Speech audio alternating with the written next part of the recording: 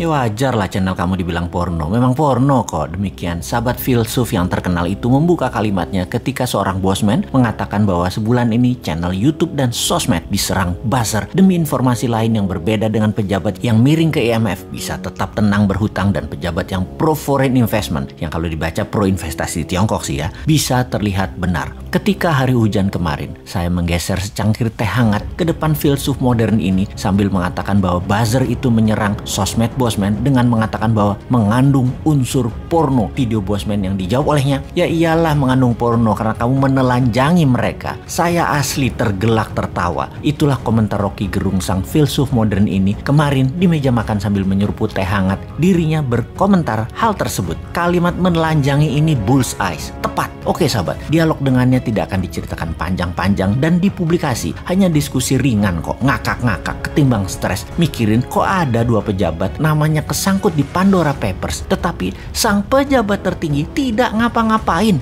Mereka dan masyarakat dong lebih hebat lagi, yaitu bahwa itu dianggap hal biasa saja di zaman pejabatnya yang paling populer sedunia saat ini. Itu biasa saja. Walaupun artinya nama yang ada di Pandora Papers itu, kalau mereka berdua pejabat di Tiongkok sudah masuk kategori korupsi yang bakal di titik-titik. Kalian tulis sendiri titik-titik itu apa. Tapi itu kan di negara yang berdaulat yang anti korupsi. Ya lain ladang lain belalang lah. Ladang negara tetangga kan lain dengan Tiongkok. Tiongkok itu sentral, pusatnya. Negara tetangga itu adalah provinsinya Tiongkok. Mempermudah kebijakan sentral itu kewajiban. Dan yang di Pandora Papers itu fee atau bonus. Ya nggak apa-apa juga. Jadi semuanya jalan seperti biasa. Mumpung masyarakatnya sudah dibuat apatis tingkat dewa. Kecuali yang oposisi. Kesenangan ada bahan maki-maki. Tapi nggak ada solusinya juga. Sungguh heran dengan didiamkannya pejabat yang namanya ada di dalam Pandora Papers. Padahal ini pembuktian kebenaran apakah data itu salah atau benar mudah diklarifikasi. Kalau benar, keduanya harus dipidanakan. Pandora Papers adalah skandal penghindaran pajak terbesar paling dahsyat dalam sejarah manusia. Melibatkan uang 11.000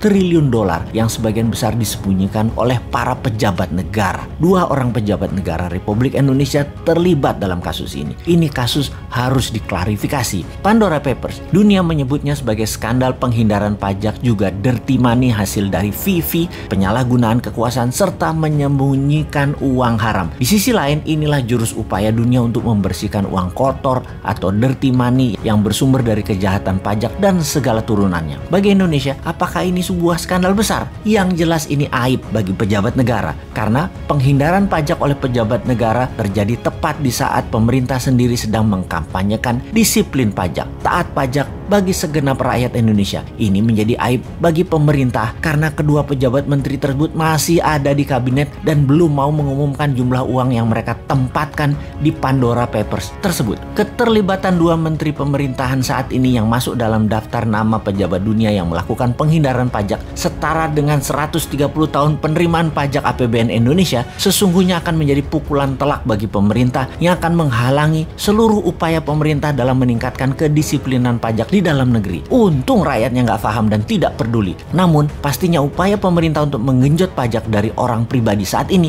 akan menjadi bahan cemoohan bagi pembayar pajak karena menterinya sendiri justru melakukan penghindaran pajak. Pejabatnya mencari surga pajak di luar negeri, sementara rakyat Indonesia sendiri dibenamkan dalam neraka pajak. Tapi ya sudahlah, walaupun kita ngomong panjang lebar, toh rakyat masih memuja pemimpin yang populer yang tetap melindungi orang-orang di sekitarnya walau jelas-jelas ada di Pandora Papers. Selamat, sekali lagi, selamat memanfaatkan kepercayaan masyarakat yang bodoh, tidak peduli, dan hanya bisa diam seperti saya.